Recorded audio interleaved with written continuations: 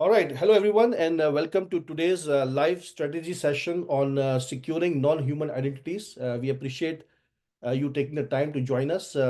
We have put this session together with industry practitioners to cut through the noise and focus on actionable strategies for customers to start securing the non-human identities and some things that security teams can actually implement. Before we get started, I want to just cover some of the housekeeping items. If you are joining on Zoom, you will see a Q&A feature where you can submit your questions, and we will try our best to weave that into our discussions throughout this session. It will save us time later on. Also, to help shape today's conversation, we will have a couple of polls, one at the beginning and one towards the end. Please help us answer those questions so we can uh, position this conversation as well as things for the future as well. Lastly, the session is being recorded, so people who have registered, we will share this recording later on. With that, let's get started. Today is a very interesting topic about securing non-human identities. And if you are ever wondering how many non-human identities are lurking in your multi-cloud hybrid environments, the spoiler alert is a lot more than you think. Uh, there are several reports saying that this could be anywhere between 20 times or 50 times more than the human. And most of the security teams are struggling to track, govern, and protect, which will be the key focus of this webinar. Um, and a quick reality check is that a recent study have also shown that 80% of security breaches that have happened in the recent days, the key reason was compromised credentials, and many of those belongs to the non-human identities. So it's just definitely a top of the mind for several IAM teams, cloud security teams, cloud infrastructure teams, and we have a very star-studded team of panelists today that I will introduce that will talk about the securing non-human identities, and we have broken down the session into three different parts. One is basically a little bit of awareness of what is non-human identities, what are the risks associated with them. Second phase is about the practical steps of actually doing something about them. How do you secure them? And then lastly, we will cover some of the real world breaches and lessons learned from our panelists. So with that, I would like to introduce our panelists. So we have, um, let me go back to, we have basically today Lalit Choda, the CEO and founder of NHI Management Group. Um, we also have John Gonsalves, ex-head of infrastructure at JP Morgan Chase and Citibank, and have been working with several startups on cloud networking security. So very balanced customer point of view of how technology gets adopted and deployed to meet certain business objectives. And lastly, we have the CEO of Britive, for fast-moving, innovative cloud security startup focusing on identity security. So maybe I will ask each one of you to go and introduce yourself, maybe a little bit about what mission you are focusing on. So Lalit, I will start with you. Okay, thanks, Naman. Hi, everyone. My name is Lalit Choda. I'm the founder of the Non-Human Identity Management Group. Our kind of mission statement is to educate and evangelize about the risks of non-human identities and help organizations through their journey tackling these risks. Been the author of many white papers and research on NHIs, and now known in the industry as Mr. NHI. Um, my background, 30 years in investment banking. Most of that has been running very large global regulatory programs, be it in the PAM, IAM space, and most recently ran a huge NHI program at a large investment bank. Fantastic. Welcome, Lalit. Thank you. I will go next to Art. Art is the CEO of Britive. Art, maybe just a quick intro about yourself and the mission that you're on. Yes, absolutely. Hello, everyone. Art Poghosyan. I'm the co-founder and CEO of Britive. Britive is a cloud-native identity and privilege management platform. The mission, as Naman you referred to, is really help secure organizations that are operating in a multi-cloud, hybrid, kind of a modern technology environments, really help them mitigate the risks of operating in a multi-cloud complex environments, as well as uh, environments that require more automation like DevOps and so on, or even new technologies like AI, to help them secure and really enable their businesses to achieve their business objectives. I've been in the identity space for over 20 years.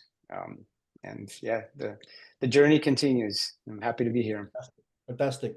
And I think it's a great time to be solving these securing human and non-human identities in this modern era we are living in. Last but not the least, Mr. John Gonsalves, former leader at Citibank and JP Morgan Chase, and obviously have done a couple of startups after that. John, maybe a quick intro. Yeah, so good morning, good afternoon, good evening, everyone. Real pleasure to be here amongst this esteemed panel with Lalit, Numan, and Art. As Numan said, I come from an ex-customer background, having worked in investment bank in various technology leadership roles, from systems to networking to security. Mainly at very large financial organizations. Our mission really is to progress the business, safeguard the business, safeguard its customers, and help put the business into a competitive advantage when compared to their competitors. It's, as I say, it's a pleasure to be here to help put a slightly different spin on things from a customer perspective. Some of the challenges that large enterprises and even small, medium enterprises face when trying to implement and get ahead of security, cybersecurity. So hopefully I'll have an opportunity to share some of those stories with you as we whiz through this presentation. Fantastic. And I think it's a perfect balance of the panelists that we have. Obviously, a customer point of view from John, I would say a evangelist, and Lalit, who have been doing awareness in the industry about risk of NHIs and how do you go about securing them, and obviously a founder who is focusing on in this area to actually help customers with these security challenges that people have. So great panel. Before we jump into the discussion, I have an icebreaker question. If NHIs have a LinkedIn profile, what would their title be? Would it be a shadow IT specialist? Would it be a ghost in the machine, or it will be a over provision automation engineer? John, what do you think? I'm going to go with the ghost in the machine. Okay, all right. Art, you're smiling. What do you think? That caught my attention too. I like that. Ghost in the machine. Like that? Okay. Lalit, what's your vote? I think it's going to be a clean sweep, Ghost in the Machine. All right. That makes perfect sense. So with this, it brings us to this next slide, which is about the exponential increase of non-human identities. And several studies, including the one from Lalit's organization, has shown that NHIs are outnumbering human identities at a scale of almost anywhere between 25 to 50x.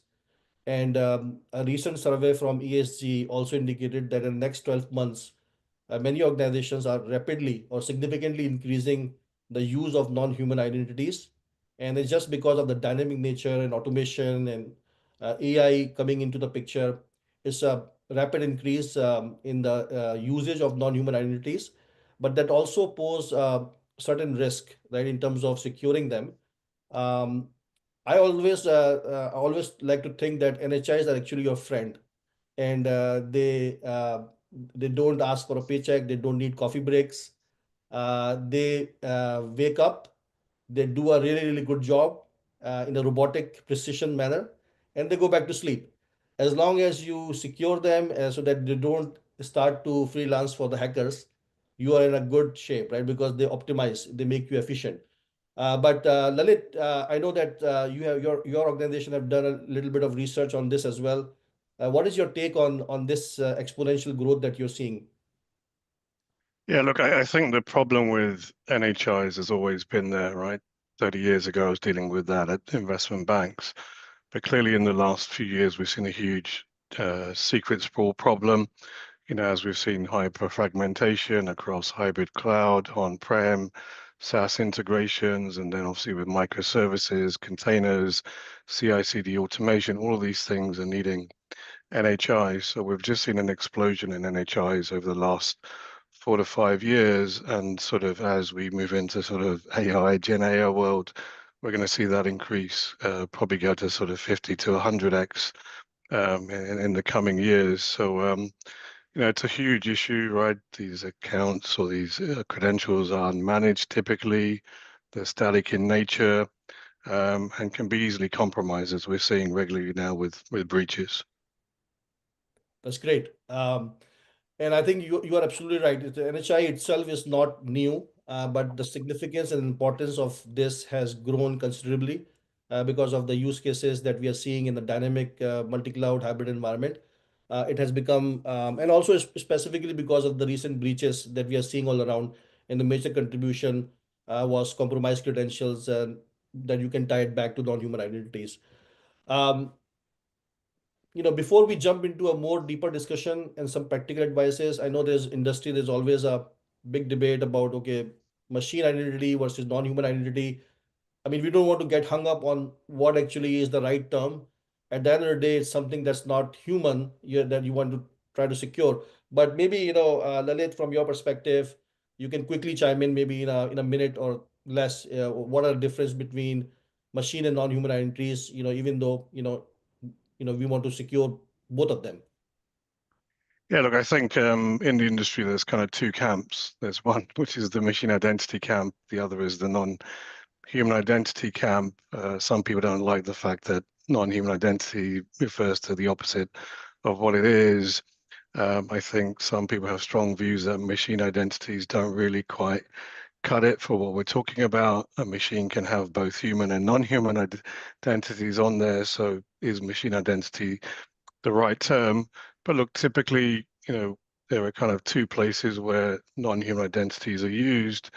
One, is on the sort of machine device side, and one is workloads.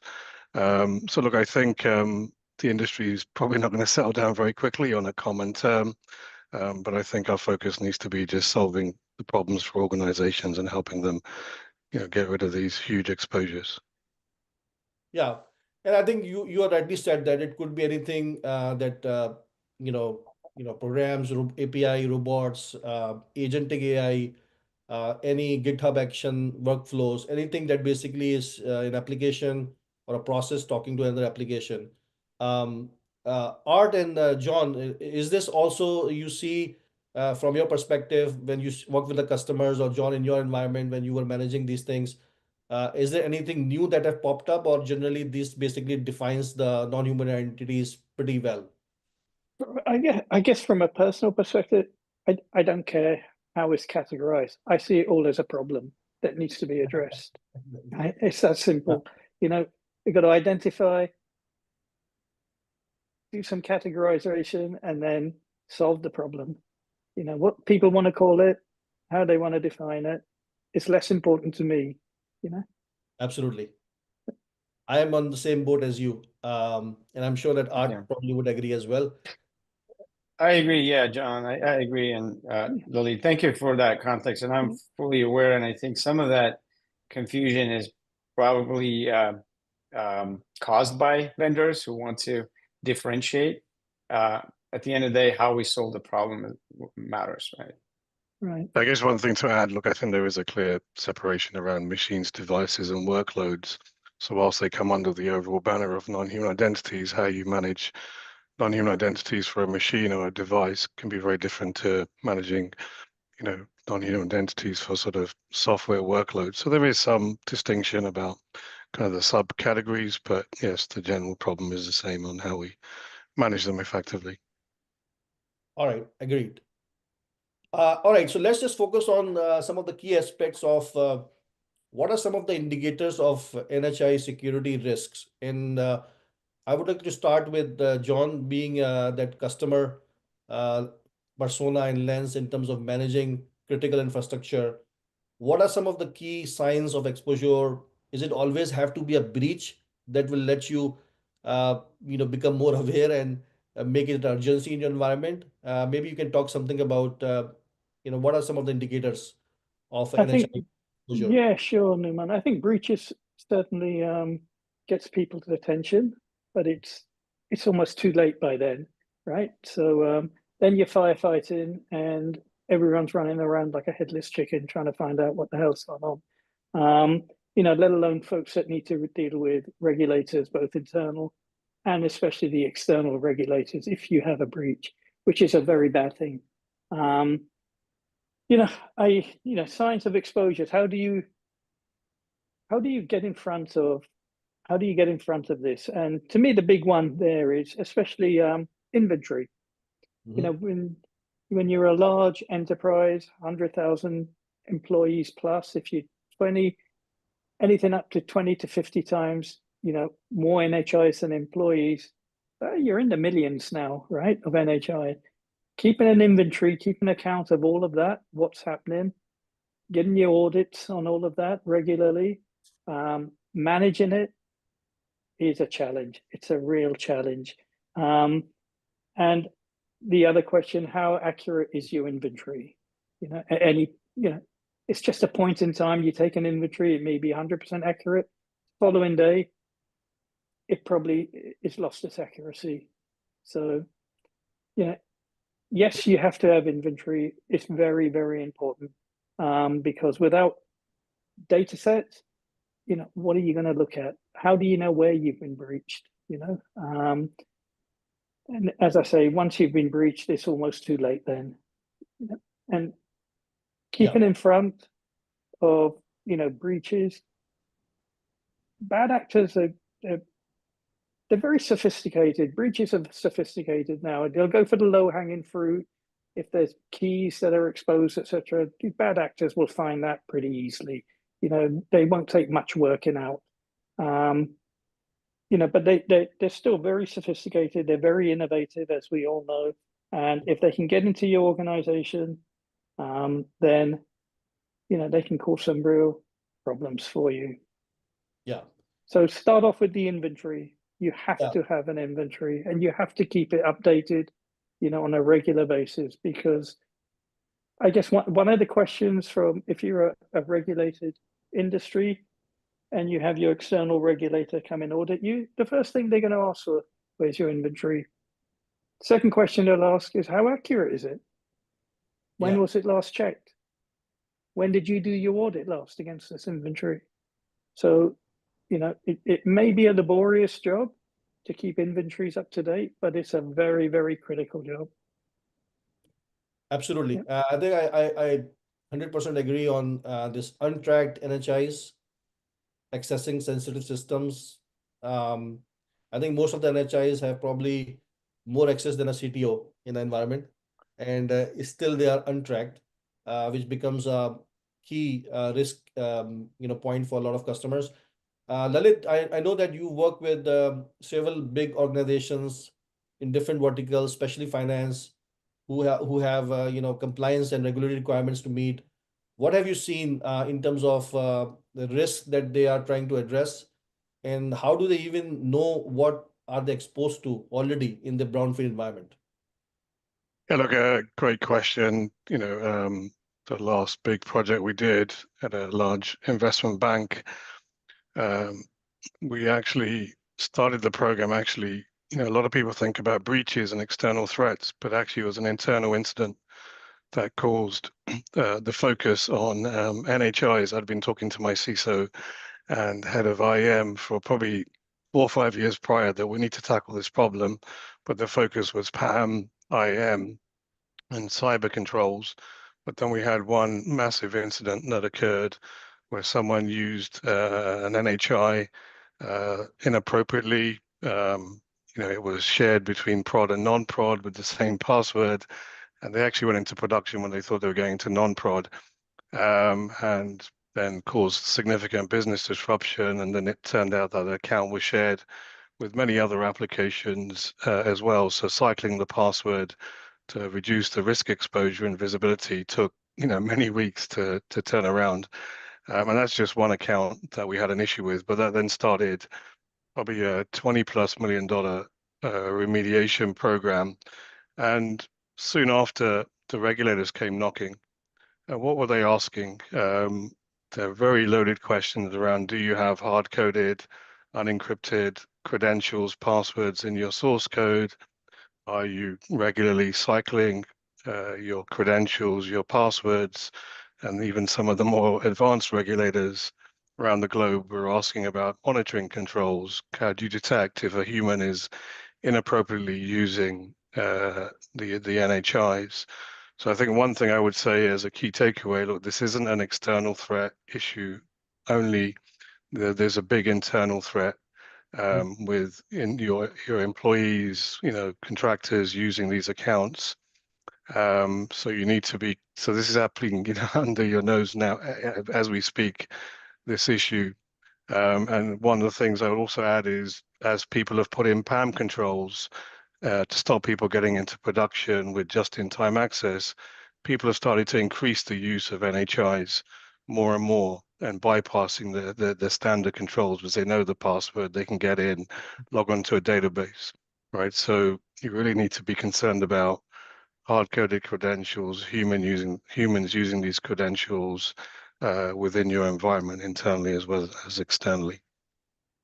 Spot on. Spot I on. guess, Lali and Art, would you guys also agree that NHS is really difficult to monitor because, due to their automated nature, it's difficult to sort of monitor suspicious activity that goes on, whether internally or externally.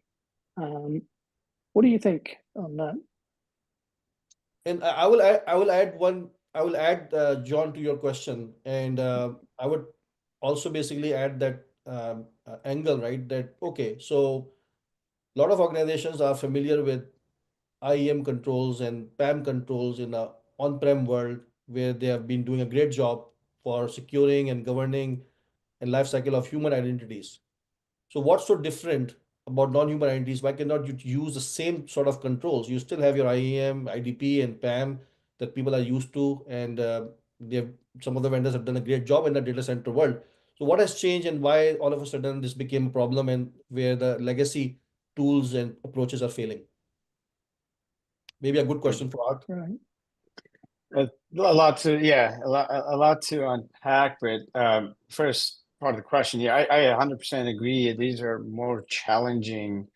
The NHIs are more challenging to secure, and monitoring is certainly part of that because of especially in the new modern technology environments like clouds, private cloud, public cloud technologies, where the speed and the automation is at a much higher level than it was ever in the data center world. So it presents much more complex, environment to monitor, and be able to automate, the security process.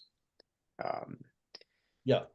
I guess Most of the approaches or processes that we have built, let's say, governance, IGA type capabilities were designed and built to handle human. And when non-human identities and service account and service principles and RPS came into place, there was no proper governance. So you're not even coming to the proper channel that people are used to.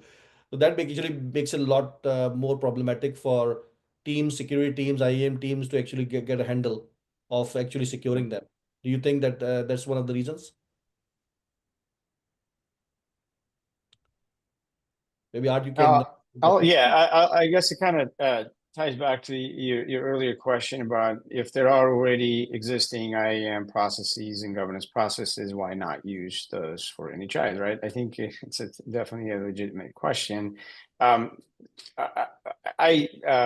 share this from just overall the experience in the IAM industry, and I feel like the current situation that we're facing with this problem of non-human identity management and security is very similar to what the industry was facing for the human identity management and governance about 15, 17 years ago. when there were really there was identity management. There wasn't yet a identity governance, security, and privileged access as we know it today. And it was in the aftermath of several major changes in the economy and the acquisitions, divestitures, caused by recession, and that's when the compliance and regulatory requirements came into play to really put more structure and governance around human identity processes for onboarding, for certification of access, and ensuring that that access was properly managed and secured. I wish at that time non-human identity was part of that, and we would have been at a much more mature stage now, but it wasn't. And all the resources and all the focus was thrown at implementing those controls. Now we're facing this problem with non-human identities, except the magnitude of the problem is multiple or hundreds of times bigger, and the velocity of issues and problems is much higher because of the more sophisticated and more complex world that we're in. But I do think the concepts, frameworks, and strategies that have worked for human identities are 100% applicable and can be adapted to manage and secure non-human identities. And I think we'll talk a little bit more as we move into more of a roadmap and recommendations and strategies for that. Yeah, so I think Hey, that's our next. Noman, Yes. can I just jump in real quick? We have a number of questions that have come in from this great discussion. I think the first one, it looks like Lalit, you already answered, but somebody wants to know, do NHIs apply to the cloud as well? So I think we want to make that point explicit that yes, it does. And the question, which I think maybe we can defer to the next section, is how would one go about maintaining NHI security posture? Absolutely. That's basically is going to be our next phase. And yes, NHI absolutely is relevant for the cloud. In fact, it's even more prominent in the cloud world because of the speed and dynamic nature of the cloud. Before I move on to the next one, Lalit, I wanted to ask you that you work with several different customer verticals, especially building this awareness and providing them advisory. Do you see any certain verticals or industries that are actually leading the way in terms of securing NHIs, or pretty much everybody is in the same maturity level in terms of awareness and in terms of actually taking some actions? Yeah, look, I would say that there are very few organizations that have mature processes around managing NHIs. The ones that have tackled this will either be ones that have been breached or under some kind of regulatory scrutiny. We're seeing a lot more kind of red team exercises that are occurring, through regulators that Yeah. are discovering very easily hard-coded passwords in source code. So look, it's very, very easy picking for anyone that's trying to discover risk exposure. They can do it within minutes. So I think there aren't that many orgs, to be honest, that have been through the journey. I think if you're a brand new org with all cloud native, then maybe some of your risks are going to be a little bit simpler to manage, but you're still going to need to do something about them. There's a lot of challenges around all the different lifecycle processes that we've touched on, CI/CD, pipeline processes and integration, vaulting. You need to have a complete solution, and some of the current sort of IGA PAM solutions, sort of the more traditional ones, aren't really suited to solving the problems completely with NHIs. All right, thanks. Spot on. And I think you're right. So many verticals and industries are looking to secure them. The urgency probably would come from who is highly regulated and where there's a aspect of obviously cyber insurance premiums and reputational damage or regulatory requirements that you have to abide by. That creates urgency, but pretty much every customer that I talk to have some sort of a CISO initiative or a CTO initiative to start looking in terms of securing them.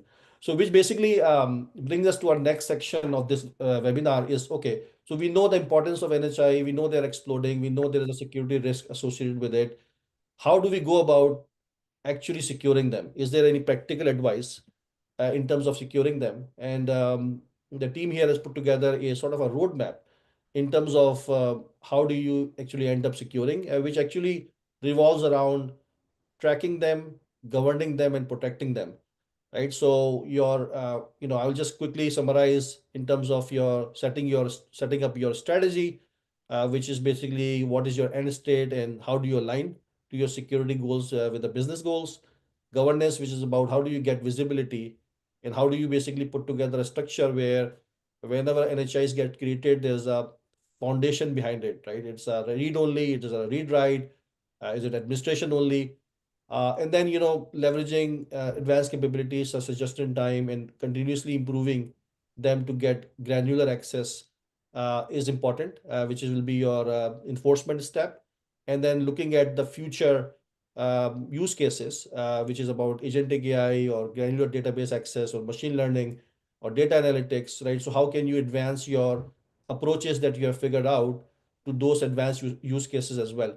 So with that, what I will start with, right, is Lalit, maybe you can start with this strategy, right? Because I'm sure that you work with a lot of customers who are saying, okay, don't tell me why NHI. I already understand it's a risk.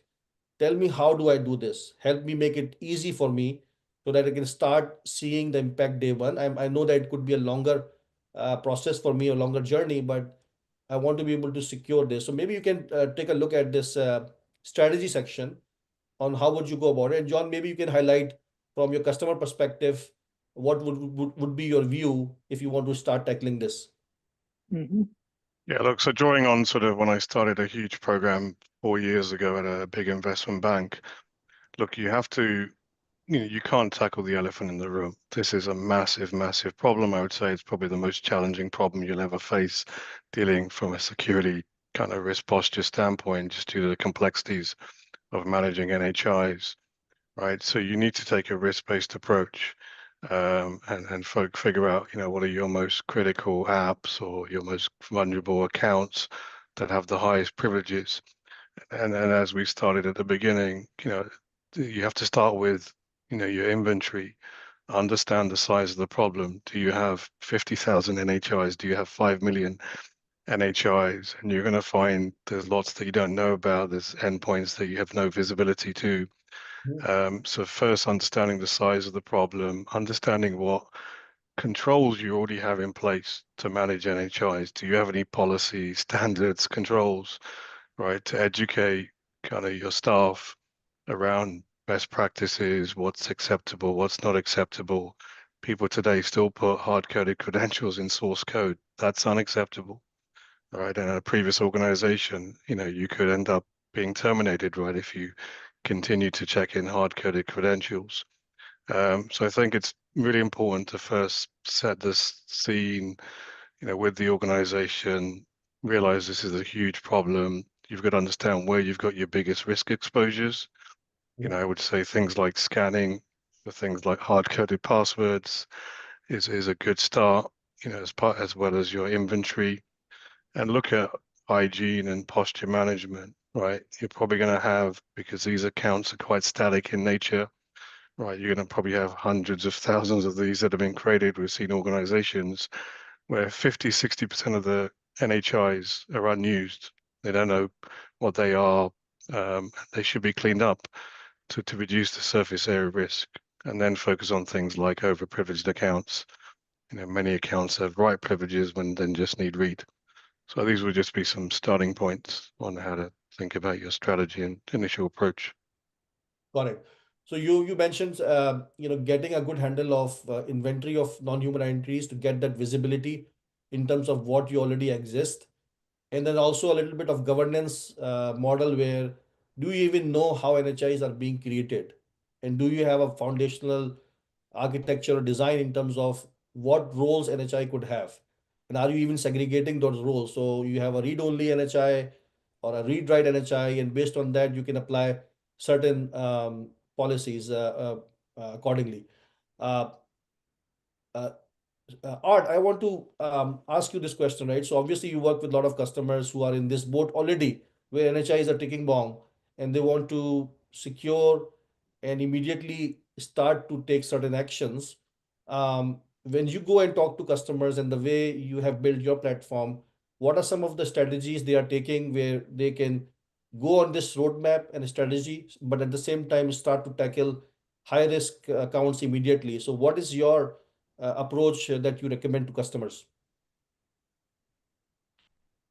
Yeah, and this definitely will tie to what Lalit described in terms of the initial approach, the strategy, and laying the foundation. So what I would recommend, and I do recommend to customers, is to always take a balanced and measured approach, because when you go into environments when a lot of processes and tools are operating already and supporting critical systems applications and data and resources, the last thing you want is to cause disruption and create more problems instead of trying to solve the problem. Mm-hmm. So taking that risk focused approach and prioritization is absolutely important from the very beginning, and understanding that the change is necessary, and change is justified because of the benefits of a more secure environment, and arguably also better, more efficient operational environment. That change needs to be sort of introduced, I would say, in more of a gradual way. So along those lines, that first objective being risk mitigation and security posture improvement, um, the quick win approach could be to um, identify any type of NHIs and automated processes, the machines, the services that can be migrated from hard-coded static type of privileges to something like non-standing, ephemeral, and mitigate the risk substantially because of the removal of the 24/7 standing privileged access risk, and setting much more stricter sort of time boundaries for that process to operate, obviously aligned with what that process is supposed to do. That we've seen be a much more acceptable approach, and given the tremendous benefit of risk reduction, the change is much more acceptable, especially given that you have to change. If it's in the code, you have to change to remove the static credential anyway. So that would be something that would be an effective approach from the very beginning. Obviously, that's not where we stop, and is that certainly more steps, more improvements can be done in the next phases.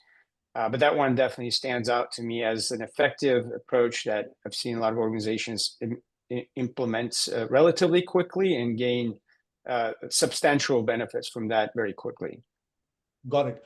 So just to recap on what Lalit and Art you have said is, you identify, first of all, it's a problem. You need to have a strategy and a program within your organization that can tackle securing non-human identities, which aligns to your business goals.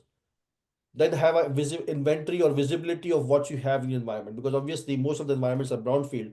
You want to know what NHI exists, what do they do, and the crawl walk approach would be is to take out those high risk NHIs and immediately remove static access and put them into some sort of a just-in-time ephemeral access, where you're still able to access, let's say, a S3 bucket or a Lambda service or a RDS database or a Snowflake database, but you do it in a dynamic just-in-time where instead of having a God mode access 24/7, you can just get access to those things whenever you need it, whether it's 1 hour, whether it's 4 hours, whether 8 hours.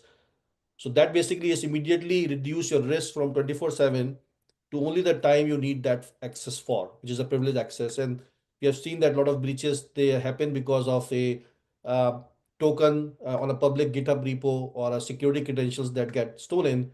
So that risk gets immediately reduced to just the time, and especially if you're using ephemeral access, even that hard-coded key or key that you use to get access doesn't, is valid anymore after that session. So am I getting this right? And then you're saying that continue to fine Yep. tune and make that granular further, right? Because you start Yeah. with something to lock it down, and then you evaluate and audit on is it the right size for the profile? Am I giving over provision access, or can I prune the permissions to something that's relevant for that job or function that NHI is trying to do? Am I on this Mhm. understood Yeah, this? yeah, that's the gist of it. Yeah, yeah. Okay, and then John, then I will ask you this question, right? So, as a technology implementer, someone who have been buying and making decisions on technology on what to adopt, does this sounds like a sound approach? Do you think that so your biggest challenge in adopting any new thing is the humans, right? Because obviously you want to do these things, but at the same time you don't want to get in the way of developer efficiency, right? So, as a leader of a customer, you want to secure it, but also at the same time you want to don't take that speed or agility away from developers. So what are your thoughts on that aspect? Yeah, so a question or a challenge that always comes up is, do I build or do I buy? Right. Mhm. And in some circumstances, the bigger the organization, the bigger the enterprise, um, they tend to lean a little bit towards building their own. In circumstances, the right circumstances, they'll buy. Yep. But I think, I guess for me, the more fundamental question is, what am I building and what am I buying? What am I trying to fix? Yeah. And how do I address it? And I completely agree with both what Lalit and Art are saying. If you don't have a security strategy, and I have to assume every company has some sort of a cyber security strategy. I have to assume that because if you're in business and you're on the internet and you're doing some sort of remote access or external access into your organization, you have to have some sort of security strategy there. And if you have your security strategy set out, and the strategy might be, I'm not going to trust anyone and I'm not going to trust anything. That could be the start of your strategy. But how do you implement that? What are the policies you're going to create around that? Some of the policies maybe no one's going to have unfettered access, 24/7 access. Everyone is going to have, and everything is going to have just-in-time access. That could be another policy. It would be a good policy to have. So setting strategy, setting your policy, understanding what your environment is, and even more than understanding what's in your environment, i.e. your audits and your inventory, etc., is how is your environment broken down? As Lalit was alluding to earlier, what's the most critical parts of your environment that you may want to start to secure first? What are your high priority applications? What's external facing that you need to lock down even further? With identity, non-human identities. So that may be the piece you start with first because you're external facing, or you got high critical business applications that you want to make sure are safe and secure, because if they're breached, then they're going to cause the most disruption to your organization. So as Lalit said, don't try to solve the elephant in the room, break it down, small pieces at a time, and then work your way through it. But it's an iterative process. You're never gonna end this, right? It's always gonna, it's like painting the Golden Gate Bridge, I suppose. Once you're at the end, you come back again and you start again. I mean, in England, it's painting the Forth Bridge. Like, Golden Gate is probably Yes, a million times bigger than the Forth Bridge. absolutely. Continuous So improvement. you never end this. It's difficult to keep in front of bad actors, both internally and externally. So continuously auditing your environment and understand what you have, where the gaps are, and how you address those gaps.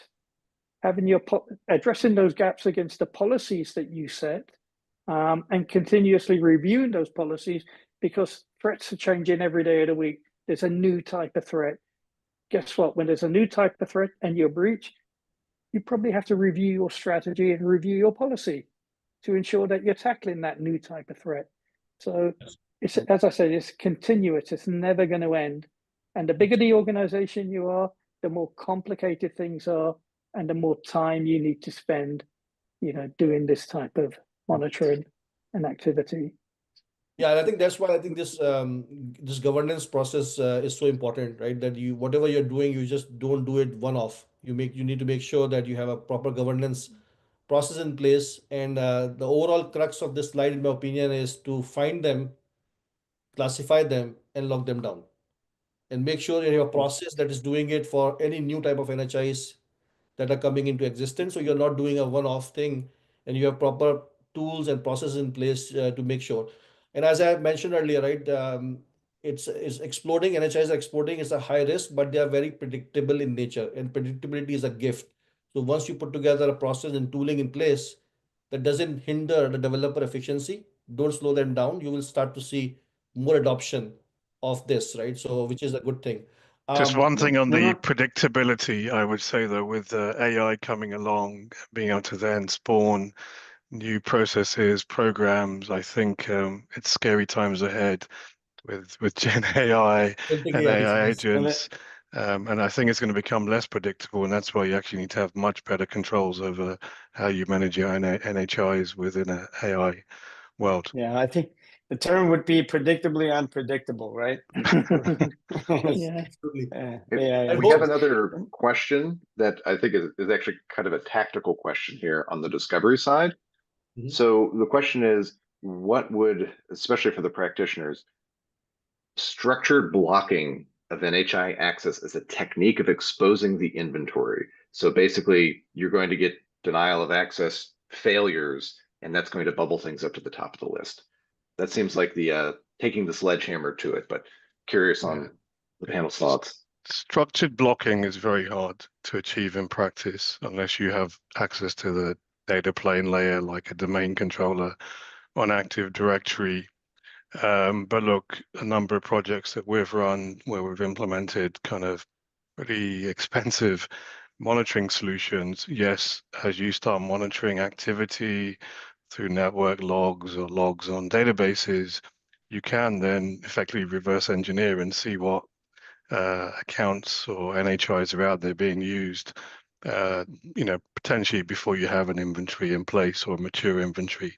So I like the question. There is definitely some merit in how through monitoring, learning about what's out there and looking, and also using monitoring to looking for anomaly detection, right, and sort of inappropriate or unusual behavior. As no one said, this access is fairly predictable, but if then someone's coming in from a different connection, a human's using the account, right, you do need to have pretty sophisticated monitoring controls, but that can help with inventory as well. So great question. yeah, if fantastic. I I could guess, Lalit, chime in on that. Yeah. So to Go, chime go in on ahead, that, Lalit. this is again similar to early days of identity governance projects when we would try to turn somebody's access off that wasn't the access that wasn't used and see if somebody would complain, right? In the NHI world, the little bit of a risk there is if it's a process and it causes disruption, that's a risk you don't want to take. Absolutely. Absolutely. Um, I think with that thought, right, let's take a segue into, and Art, I want to come back to you, after the next section, because I'm curious to find out if somebody implement this strategy and they start to secure NHI, then some of your largest customers, how they are tracking the success, right? So, and is it like number of NHIs that are being checking out permission just in time, or you reduce the permission? So I'll come back to that, but what I want to tackle right now is, uh, you know, discuss some of the recent NHI breaches as a way to learn from it, right? Not to talk about, how XYZ organization, did not take certain actions, but to learn from it. And I think we have seen several breaches around Okta and, Cloudflare, Uber breach, um, where, either it's a GitHub, public repo, which has a exposed static key out there accidentally. Somebody added it as part of the code. Now hackers were able to get that, and they were able to laterally move in the system, or it could be a contractor service account credentials exposed. All those sort of things result into a huge, I would say, security issue for any organization. But I wanted to ask Lalit, right, in terms of what has been your experience, maybe something that you can share so our audience can learn from it as a way to then take actions about implementing certain measures. Yeah, look, I think at the heart of most breaches that we're seeing, right, public repos that contain credentials, the fact that a lot of the credentials are static in nature, and those, as they get discovered, allow you to then compromise not only an organization, but the other thing to remember, you will have many third-party supply chain dependencies. So the threat actors are going after those supply chain attacks, as well as then coming into your own organization. And I think a lot of the points are mentioned in this slide, but it's all about, if you've got static credentials, you need to rotate them, make sure they're as secure in a vault. You need to ideally move to kind of what we've talked about, ephemeral secrets, short-lived credentials. But you need to obviously understand which credentials you have, what privileges they have. So even if someone gets in, they're limited to what they can do, even prevent things like lateral movement by using the same account in prod, non-prod. So again, to the earlier points, lockdown, secure, and then move to more of a just-in-time model is really the way you're going to stop, future breaches. Great. Art, you want to mention something about this transition to ZSP model? I've seen this term now being coined even from Gartner, which is saying that privilege access of the old world is dead. The North Star is zero standing privilege. So maybe just want to educate the audience what it means. Yeah, sure. The term, I think it was introduced originally by Gartner. I think this was an idea that would align with other concepts like zero trust security as it applies to access and privileges. And it is, it may in the first, at the surface level, it may sound like, is it even achievable? What is zero standing access? Can you even achieve something like that?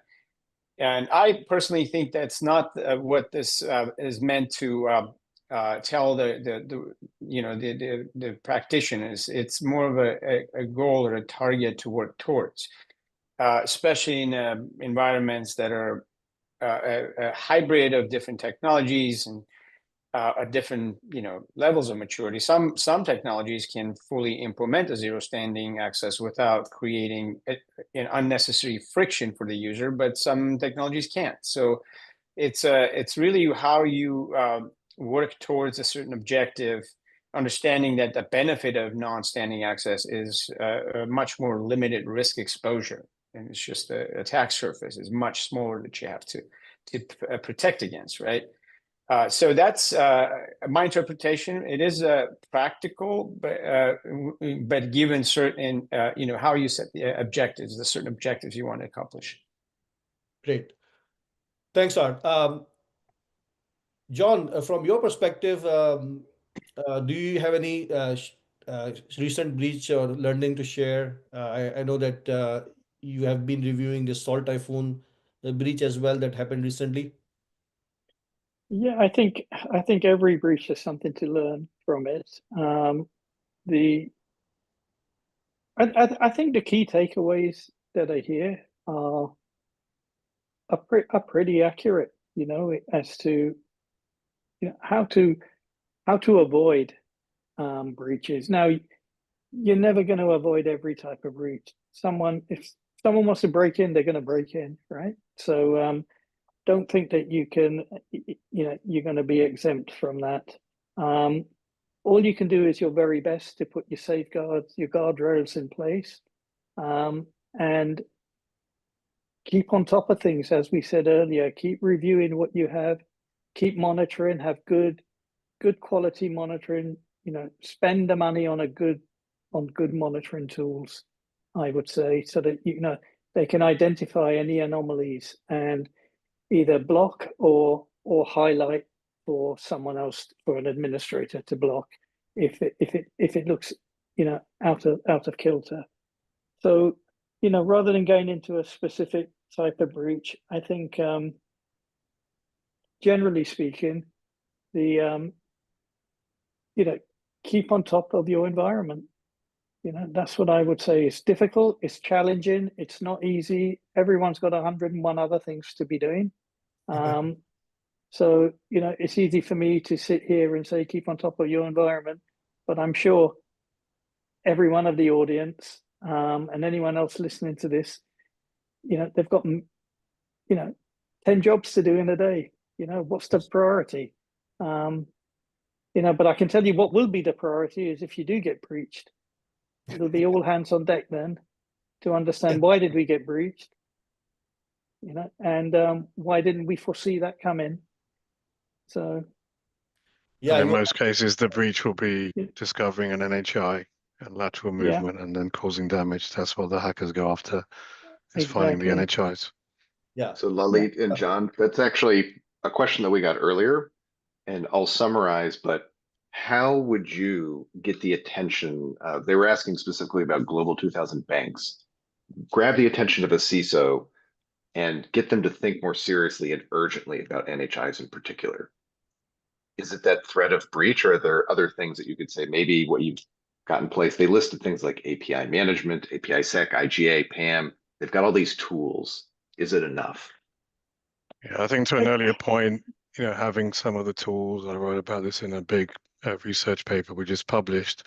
The current tools don't cut it for managing NHIs. You can kind of do things in a piecemeal fashion, but you're not going to have control of NHIs with your standard IGA PAM solutions. You know, in terms of grabbing the attention, again, to an earlier point, look, you're exposed massively, right? Both, you know, third-party supply chain attacks, these are occurring, these breaches on a weekly basis now. But I think also the thing that people need to be worried about is the internal threat. The fact that people could be using these accounts to bypass controls, books and records, right? That's, I would say, the bigger threat you've probably got that I think CISO should be concerned about. And most of the issues that I said that trigger NHI remediation programs start from some internal issue, some malicious employee or some accident that's been caused where people are using NHIs. So this is happening today in your organization, and you will be exposed massively, right? In terms of hard-coded credentials, that anyone that walks in, it's like coming into a house, they've broken through the front door, but then all your windows and doors are open, and that's effectively how you need to think of NHIs. yeah. I think that great input, Lalit and John and Art. We're coming to close to a finish of this live session. But No, man, could I just have sure. 30 seconds just to carry on from where Lalit left off? I think, how do you attract the attention of your CISO? I think most CISOs want to keep the environment safe and sound. They, you know, I think if you've got a particular issue that you want to highlight and you need budget spent on it to correct, etc. I think something that Lalit said earlier, some of the monitoring tools out there are really not fit for purpose. And you're probably spending maintenance money, license on those. A little business case, get rid of the current tools if that's what you need to do. Show the save or the future cost avoidance against buying something that's, you know, going to fix or going to help monitor the problem for you.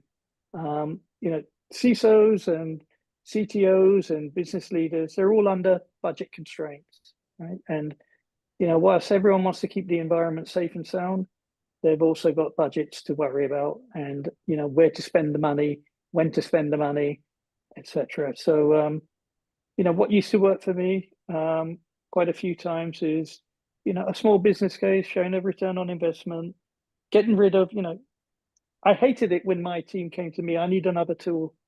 I'd always say to them, well, what tools are you going to get rid of to add another net new tool?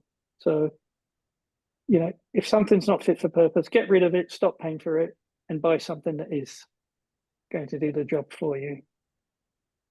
Got it. I think you're in a much more stronger position if you can show a real return on investment to your CISO. If you want to bring something in new, or you want to fix something that you see there's a gap in the environment. Absolutely. Everything costs money, time or money, probably both. Absolutely. The urgency, Yeah. the pain, the value, Yeah. and obviously the cost efficiency is the top of the mind for most business leaders. So thanks, John. And we are almost end of our live webinar. So thanks.